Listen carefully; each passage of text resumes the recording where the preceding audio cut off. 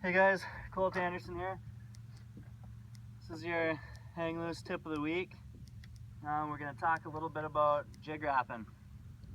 I talked about it a little bit last week. With my jig wraps, I like to run a 610 JT X Mag medium light, spooled up with 8 to 12 pound Fireline crystal, and running that right to a 2-foot fluorocarbon leader.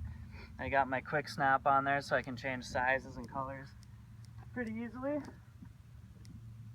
And what you want to do, a lot of guys think, you know, you just gotta sit down on a school of fish and, you know, vertical jig right on top of them.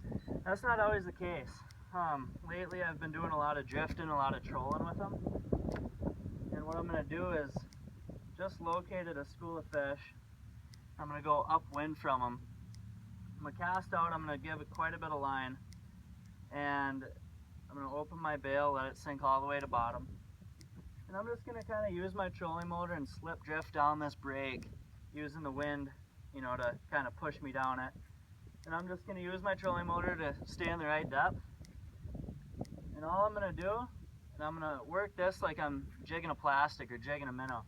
I'm going to keep it right off bottom, and I'm going to constantly just keep popping it. And this way I'm going to be able to cover a lot more water. I mean, there might be scattered fish. A lot of times the bigger fish will be hanging outside the school. So when I locate that school, I'm going to go through them, and I'm just going to keep drifting for, you know, 50 yards or so, and just see what else is on that break or on that tip. And I'm just going to fish it the first way like that.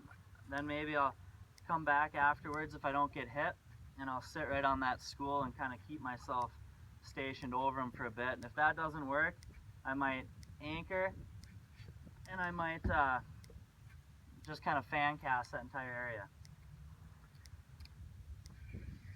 So I just drifted through them and nothing.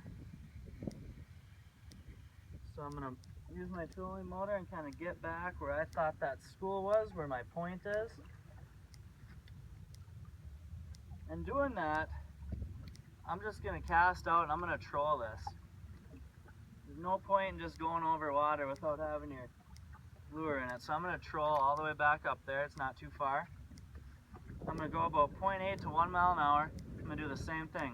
I'm just going to keep snapping, let it hit bottom, and snap it. And when you do that, you're going to want slack in your line to kind of let that wrap do whatever it wants down there. You're not going to want to, you know, control it down there or anything. Okay, so we're getting into the school now. So what I'm going to do first is I'm just going to keep going at 0.8. And I'm going to go right through the school. Quite a few fish. If there's anything active, I imagine we'd be able to pick one up here.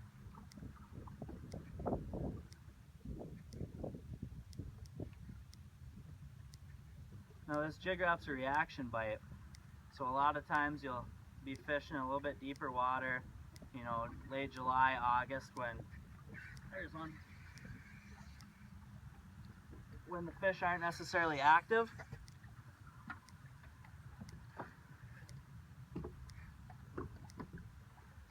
And there we go. Good eater. That wrap popped right out. Woo! And there you go, about a good 16-incher. There's a lot more down there, and like I said, this is a really quick way just to put a lot of fish in the boat.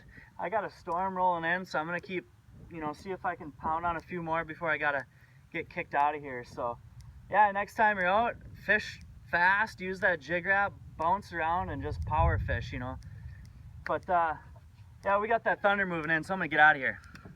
Thanks.